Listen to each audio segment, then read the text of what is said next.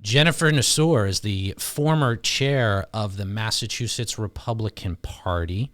She is at Jennifer Nassour on X, if you want to tweet at her. And she is my guest today.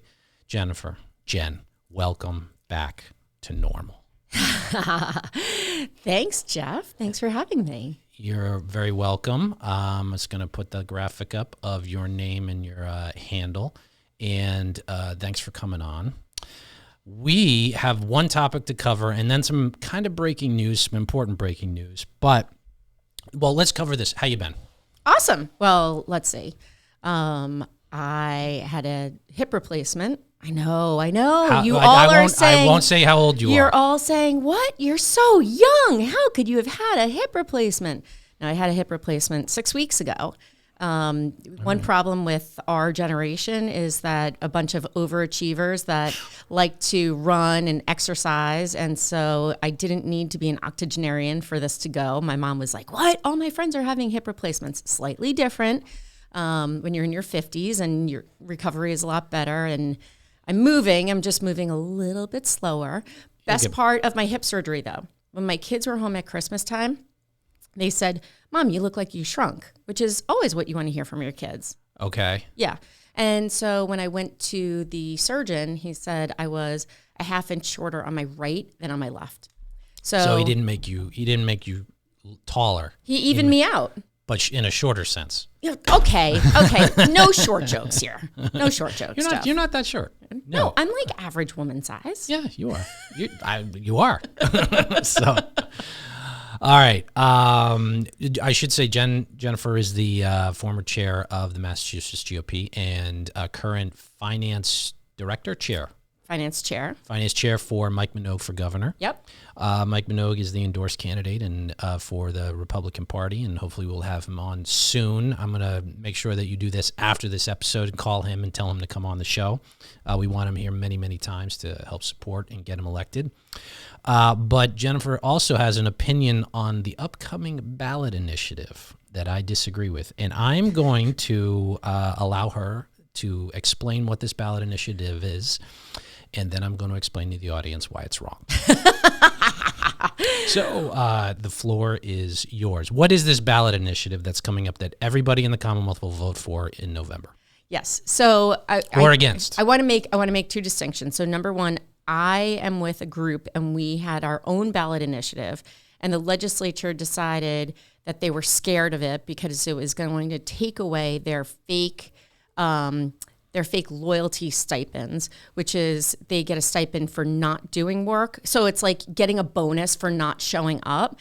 And so they didn't like that. So the Senate president kicked it to the SJC, Supreme Judicial Court, for non-binding opinion.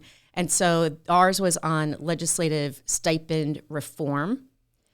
All right, that's wholly different than what I'm talking about. I know it is, but I'm just making a distinction because that's like my baby. This is something that I support, and the reason I support it, so I was on the National Board of Fair Vote, and so I actually did a lot of research on this. I have debated this point in the past. I think, and I will tell you, what's funny here is there is bipartisan support for the anti on this, for the pro side, And what does that tell you? Well, it means that Republicans in Massachusetts that are outweighed by Democrats 3-1 are voting with the Democrats. Like, you've got to be kidding me. And what's so funny is the only Democrats that support this are the more centrist Democrats. The other ones that are off their rockers right now with people like Plattner in Maine and all the bullshit. Sorry. All the stuff that goes on here. Oh, you're going to get in trouble for that one, not me. Ooh, I'm going to get soap in my mouth. Uh-oh. Sorry. Go ahead. No, you're good. My own podcast, I swear. I forget. Anyway, with all the BS going on here, right? And so we're now siding with the Democrats. The reason that they don't want it is because, okay, so this is what Jeff will call what they want. What Jeff would call the jungle primary. For me, this is a top two. And I will tell you, for anyone who is opposed this or think you're opposed to this, we currently use it in our local elections. It is currently used on all local elections. So, but you got to if you're gonna rattle off Mayor I'll say misinformation. Bob Hedlund. No, that's not true. But Mayor Bob there's Hedlund. There's some distinctions. Bob Hedlund was elected as a Republican in Weymouth as mayor. Sean O'Connell, Republican, elected numerous times in Taunton. We have had... What are you leaving out?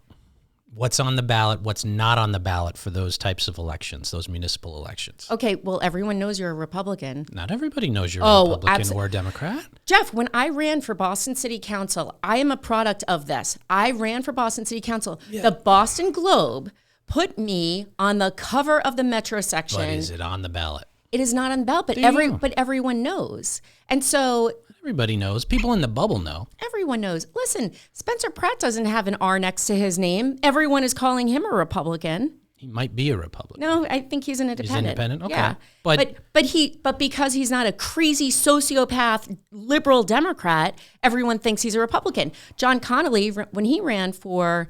You just got me fired up, by the way. When John Connolly ran for mayor of Boston against Marty Walsh, and I know in politics, everyone's minds and memory, it's like Dory in Finding Nemo. No one remembers anything.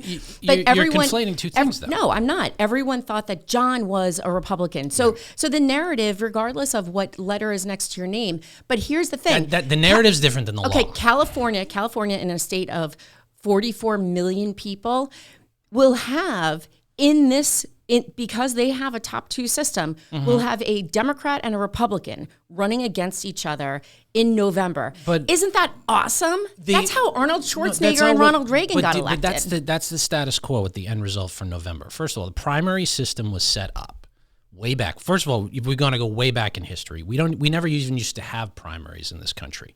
It used to be like the quote-unquote smoke-filled room, right? The smoke-filled room where the party elders and the party insiders, Republican and Democrat, would get together. And, I mean, it was actually a caucus and a convention at the time, but you would have to be there, and they would select their nominee, and that party's nominee would then be on the ballot, right? So that's way back. Then people didn't like that, right? So people didn't like the insiders taking control of it, and they wanted to open it up. So then we had the primary system, okay? And that happened in the 50s, 60s, 70s, where it evolved state by state to get to more of a primary system. And I'm going to say this one thing. I don't want, as a Republican, I don't want Democrats voting on my ballot. And it's an open primary, essentially, right? A jungle primary, top two. So theoretically, you could have a situation where Democrats pull ballots and they are voting to decide who the Republican nominees, and conversely, for the Republican Party, who's voting for the Democrats. That shouldn't take place. It's going to erode the party system that I think is good for so many reasons, because we are aligned on a whole group of issues. Maybe not in Massachusetts, where more to Massachusetts is definitely more blue. But the fact is, nationally, locally, we're aligned on the issues, and our government, our constitutional republic, is set up by default to sort of generate two parties. Okay, but now you're the one who's mixing the two issues. So I believe, listen, I'm a former party chair. I believe in the parties. I believe that there's a two-party system. However, in Massachusetts, Jeff, you know this, the largest number of voters belong to independents. Thank you, which isn't actually a party. Well, unenrolled. In our current primaries, we have a system set up that it is semi-open, where those unenrolled voters can vote in a Republican primary. Well, what do they have to do? That day, no, they don't enroll in a party. Correct. They pick a ballot. A ballot. Let me throw out another example to you. This year, but they choose. No. They choose to decide what primary they're going to vote in. Fine. Okay, so this year we have a Republican primary, not primary. We have a Republican who barely made it onto the ballot, who's going to be on the ballot. All right, well, we're moving past that. Okay, real quick. Fine. Yeah. Anyway, his name appears on the ballot. Yeah. So there's a so-called Republican primary for governor. On the Democratic side, there is an actual primary between a congressman and a sitting United States senator for U.S. Senate. Right. Currently, where do you think most of those unenrolled voters are going to go? Do you think they're going to go to the Republican primary, or do you think that they're going to go vote in most the of right? They're Yeah, going to go vote in the Democratic probably primary. around here. Not only that, but there are barely any Republican primaries for the legislature. There are a bunch of high-level Democratic primaries for the legislature. So your case in point, shouldn't the Democrats be able to, I don't know, decide on their own who becomes the nominee for Senate? Then go back to smoke-filled rooms. What I'm saying is open this up to democracy, because then you have a wider swath of people. And what happens right now is what you see in our primaries. And by the way, I think the biggest problem is that our primary system is so screwed up. So that is the number one problem. Our primary this year is the week before Labor Day. People are still away. That's a separate issue. That's done to protect incumbents. Exactly. But this is so that's why Steve Kerrigan, the chair of the Democratic Party, is against a top two primary system, because it is incumbent protection program to make sure that we keep it exactly how it is. There is no tell me what the advantage is. What is the benefit to putting, I'm just going to say jungle primary, but if you want to say top two, fine. What is the benefit of doing a top two primary? Give me what does the world and the universe get out of it? So, okay, I'll give you another couple of examples. And these people, by the way, what's the good thing? Wait. I'm gonna throw people's names out there, and I'm sorry that I'm throwing your name out there in a way you might take it as negative or positive for someone else. But let me give you an example. Number one, you have in 2018, you had Beth Lindstrom, John Kingston, and Jeff Deal running in a primary to unseat Elizabeth Warren. Mm-hmm. I was with Beth Lindstrom, a phenomenal person, great woman, has done so much for the party and for candidates. Agreed. I was with Beth. Who wins that primary? Jeff Deal. Okay. Jeff did not have a chance against Elizabeth Warren. But if Elizabeth Warren had to go up against Beth Lindstrom, that would have been a whole different case, because Beth would have been able to stand up there and had been able to make her argument. How would she? But the thing is, she didn't get enough votes in the Republican because primary. you would have had a top two. And what happens in a top two is you rank your person, who's one or who's two, who's three or who's four. And then those people end up on the top two. It goes by the number of votes. So if you encourage those if you encourage those unenrolled 64% voters to vote in our primaries, it will, because people want a choice. You have, okay, again, choice. No.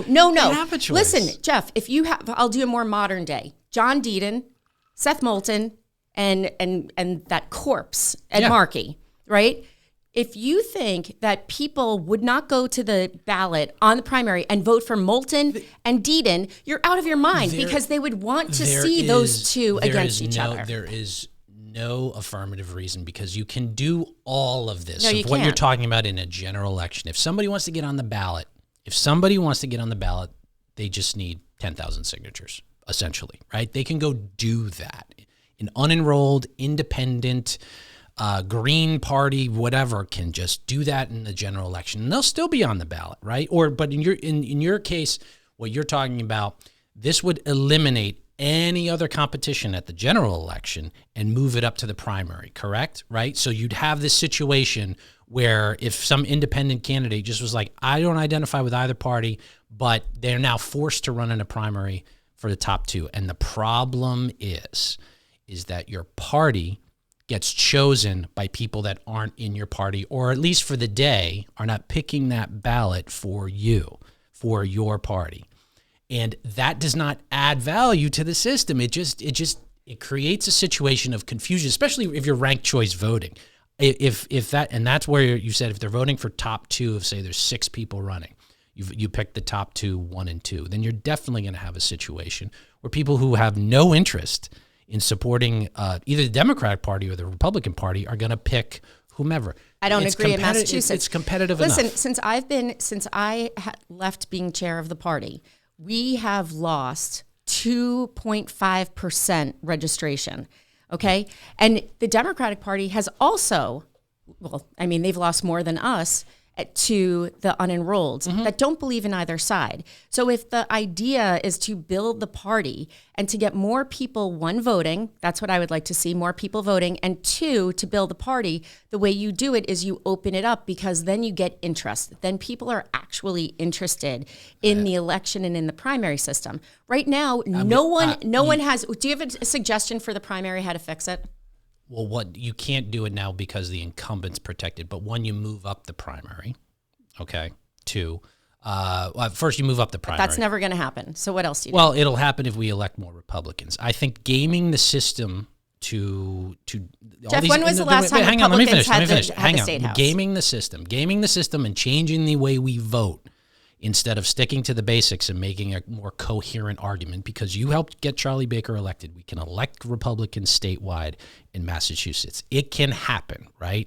We have to make a better case, okay? And if Democrats are losing because they're going cuckoo left and more people are unenrolled, if they want more people to vote for Democrats, they have to make a better case. You don't game the system in some unworkable thing and then you have the situation where, I don't even want to get into it with the right choice, of the people who vote 3 and 4 and their votes just aren't counted at that point. And then just to get to a general where then there's only ever 2 candidates in that general election. And that actually, I don't even think that should happen.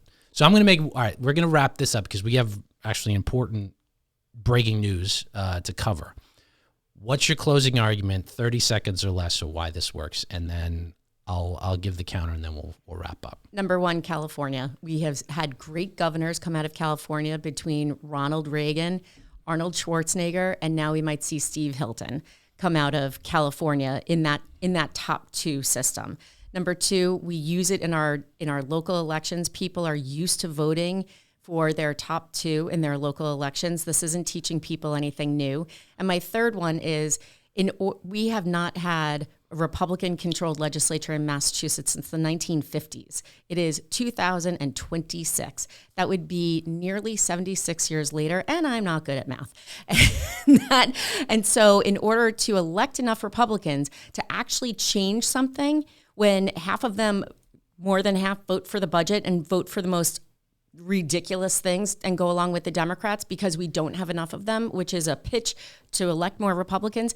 Even when I was chair and we had nearly 40 Republicans in the House, it didn't change anything. So what I'm saying is, let's do an immediate change. And hey, if it doesn't work, you can always put something else on the ballot to repeal it. All right. Well, that's like taxes. You can't unwind that once you happen. So once this happens, it will be a convoluted. The idea in a democratic society, a constitutional republic, is the person that gets the most votes wins. This erodes that. No, it doesn't. It's the same thing. It erodes the party, for one. And it also, what it does is it sets up the situation for confusion and gaming the system, where more and more what you will see is Republicans get shut out in Massachusetts on the whole, because you can do anything now on the ballot for the primary. You would get Democrats running, you get 3 of them, maybe 2 of them, top 2, then there's no chance of a Republican running in the general election, and we're locked out. And the Democratic Party is saying, thank you, Jeff. No. Yes, no. Democratic Party is thrilled. This is what they want.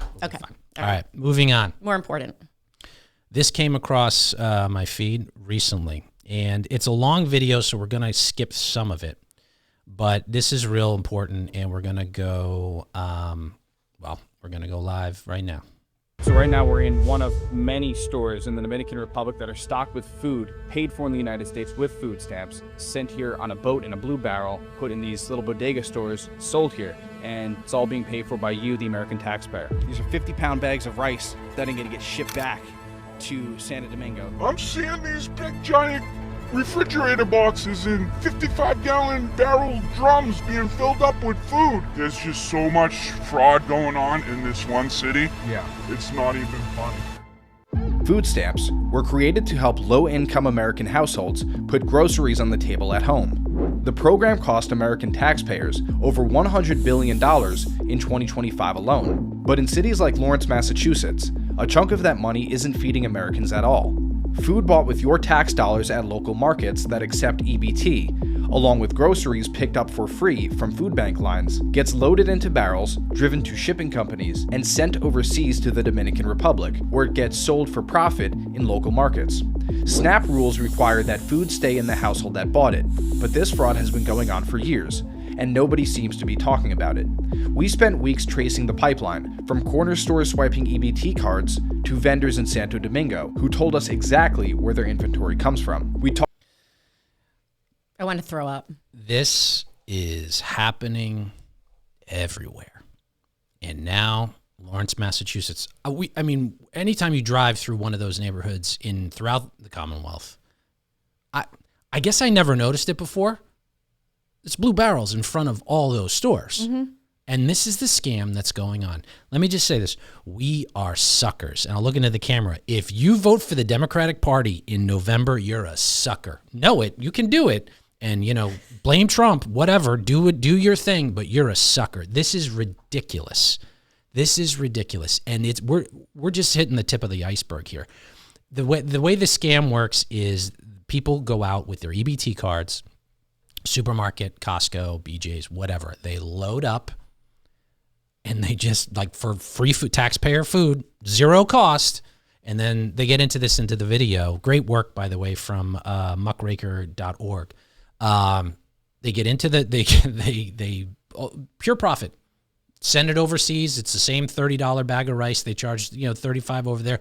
They just pay for the shipping. Otherwise, it doesn't make any sense. This came across, we all know this is going on now. The proof is coming out. Mm-hmm. This is Maura Healey's fault. This is Andrea Campbell's fault. This is the Democratic legislature's fault. This is everything they do turns to crap. They just let it go. We're done. So I watched this. I watched this entire video. I sent it to probably 25 people this morning, including my kids. This is such an example of fraud, of irresponsibility, of abuse, of neglect to your job that you were elected to do, which is to protect the voters, the taxpayers in this Commonwealth. My taxes have gone up exponentially over the last couple of years, and we're paying billions for illegal immigrants to be here. Now, these people are not necessarily illegal immigrants. Some of them, like that woman there was the woman at the end who, when they went to the Dominican to her home and she sells the food from her home, she came here to visit her mother, and then she gave all she needed to do at the church. By the way, if you think we're making this stuff up. No. By the way, this is not just happening with EBT. She said Salvation Army. She said, they're going to food banks too. They're going to food banks. So your charity now too is you're getting ripped off from that. And so it's not for the elderly, for the single mom who is trying to raise her kids and give them healthy food, for the veterans, for the person who it was intended for, who fell on hard times in the 60s when this was implemented. It was supposed to be for the person who fell on hard times and needed, what we Republicans believe, give them a hand up, not a hand out. This was supposed to be a hand up. And now what we're seeing is it's not even a hand out to people who come here and think, okay, I'm just going to suck off of the system. Now it's their families. So they're sucking off of the system, and then they're sending it back home to be sold. It would be one thing if they were just taking advantage of the system in the sense that they did nothing. They came here legally. Okay, and they're doing nothing. Yeah. That's not even what's happening. We're just wholesale getting ripped off. They're making a profit. They do this. They buy food from wherever accepts EBT. Then they'll bring it to restaurants, cook it up, and serve it for profit, ship it overseas for profit. It is infuriating to me. And here's the problem with that I'm going to have that I know is going to take place is what this video is going around it's going to have 1 million views in a matter of minutes. What's going to happen is the blue barrels will get pulled out away from the front end. It'll all just disappear. Right. No, this has to stop. We need strict limits on EBT transactions. We need lower dollar amounts that they're afforded, verification of who these people are. This is all because, and Maura Healey just opened the floodgates and took advantage of taxpayer generosity and I guess the soft heart of the liberals in this state, that they just basically don't care.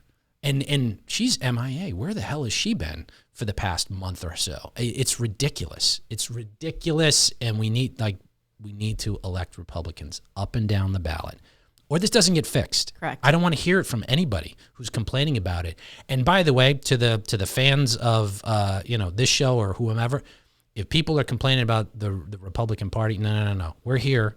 We're down for the struggle. We're going to get this done. But if you think that it's going to happen with anybody else, not Diana DiZoglio, it's not happening.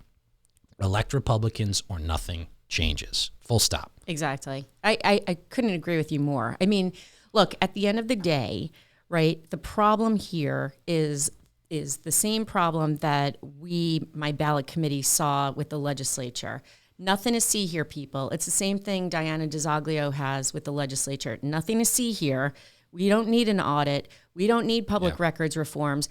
The governor doesn't have to tell you where she is, Jeff. Yeah. Because she, even though she said she's going to be the most transparent, does not let anyone know when she's out of the state. So no one ever knows. I mean, it's just on and on and on that there is so much neglect in our state government because it's led by someone who doesn't want the job, Maura Healey, and the two people in the legislature that control the puppet strings to everyone else, Spilka and Mariano.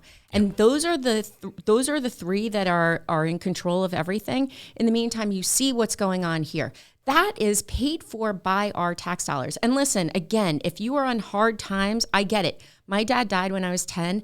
There was a point when I was a kid that my mom lost her job, and she said, I'm doing everything I possibly can, including working 2 jobs, to prevent us from getting on food stamps. Like, they're there as a safety net, not as a thing that you should be doing and taking advantage of. And places like Catholic Charities, your church, your local food pantry, the Salvation Army are not, that makes me sick to my stomach. That's actually another element to this where we've all done this, right? At a food drive, your kid's school, just at church, you're like...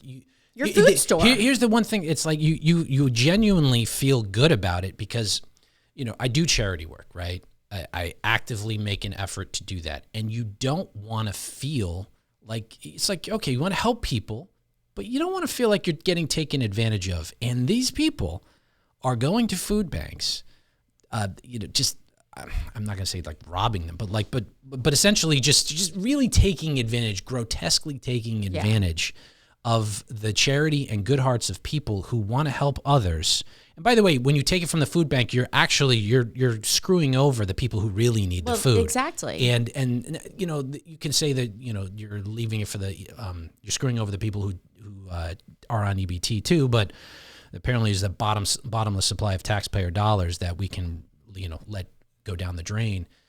But that one's just weird. Like, these people need to be thrown in jail. Yes. We need to catch them. If they're here illegally, they need to be deported. This is all part of it. By the way, this is just this grotesque, just awful attitude that, you see it in the Boston Globe. It's like residents. Like, they're not supposed to be here. The people who come here illegally, they break the law to begin with. They take advantage of our generosity.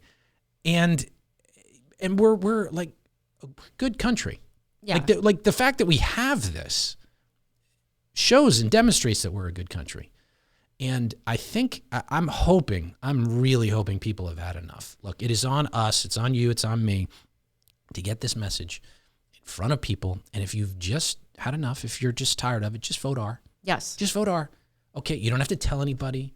If you're a soccer mom and you're worried about, having a glass of wine with the girls and they're, oh my God, isn't Trump awful? Oh, so, yeah, wait, give them the wink. And I will say my soccer mom friends, we all are, well, with the exception of maybe 1 or 2, we're all Republicans. And I won't say that because they won't like that, but everyone is pretty much on the same end. Yeah, though you can always tell the people in social circles when liberal folks are speaking and they're being loud about their opinion. It isn't Trump awful, and then that a bunch of people just are quiet.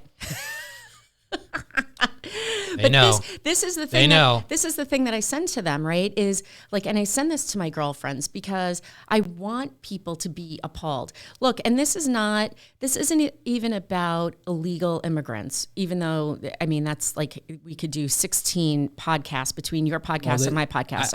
I would highly doubt that the individuals in this video or that are partaking in this are a significant percentage in my estimation. Well, I mean, that woman, the woman at the end who lives in the Dominican, said she was here visiting her mom.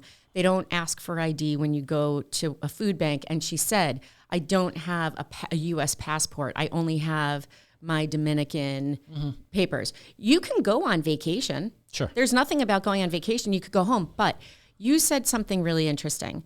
You said rob, and then you said, I don't know if I wanted to say rob is the right word. Rob is totally the right word. You know why? Yeah. Because you are taking something that isn't yours. It's supposed to be for someone else, and you are then selling it for profit. Yeah. Now, when ripping off would be the best. Yes. But robbing is certainly robbing fits it. Yeah. Now, when we go abroad, if you go to Europe, you go down to the Bahamas, you go to one of those places. When we come back into the U.S., customs stops you. Do you have anything to declare? Yeah. Now, if you go to, I don't know, France or wherever, and you come back with a whole bunch of handbags, and you go to sell it. You got to pay tax. Yeah. All right. Done. Yeah. Exclamation point, mic drop. Look, and we're done. I mean, that's we have to do it. Why is this? Why are they sending 60 pounds of rice to the Dominican? And by the way, and he makes such great points. Like, you could buy the bag for $30, and then it sells for $35. It sells for $30 normally here. It sells for $35 in the Dominican Republic because it's an island and you got to take it there. So like they get into this in the video. The profit motive doesn't make sense if you're getting it legally. The only way it works is if you're getting it for nothing.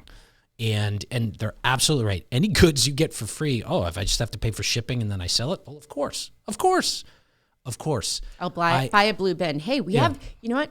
I know a way we make money. Let's go to Home Depot, go find some of those blue bins, go buy a bunch of crap and send it out. Yeah. That's ridiculous. The Attorney General of the Commonwealth, Andrea Campbell, is suing Trump and patting herself on the back, as did Maura Healey before she became governor. Both of them are unserious activists. They're not concerned with governing. They don't care. We need to elect Republicans. Mike Minogue is the endorsed candidate for the Republican Party. Elect Mike. Mike, come on the show. And also all up and down the ballot. It is... I've explained this to numerous people whether it's online, on this show, nothing changes unless you vote in different people. That's it. This all continues. Another Maura Healey term, another Andrea Campbell term. They're going to cross their fingers in 2028 that Gavin Newsom gets elected and she's appointed Attorney General. God help us if that happens. But this is the only way it changes. So with that, I'm going to close. Donate to the Mass GOP. The link is on the screen. Scan the QR code. Help get Republicans elected up and down the ballot. If you don't, well, I mean, more the status quo. Nothing changes if nothing changes. So I am going to wrap this show up. This is going to continue. I'd say until this topic, this story is going to continue for the rest of the year. Oh, it's going to get bigger. It's going to get bigger. It's going to get bigger. I don't think you're going to see it like it is in Minnesota, where there's like smaller fewer number of locations and bigger amounts of fraud. I think this fraud is spread out into like probably 20 times the number of locations, but it's the daycare fraud, the SNAP fraud, now this scam with shipping the EBT and buying shipping it overseas for profit. All right, nothing changes unless you vote Republican. So with that, Jennifer Nassour, thank you so much for coming on. Thank you for having me, Jeff. And we will have you back on again before the election. I appreciate it. Until next time, everybody, take care.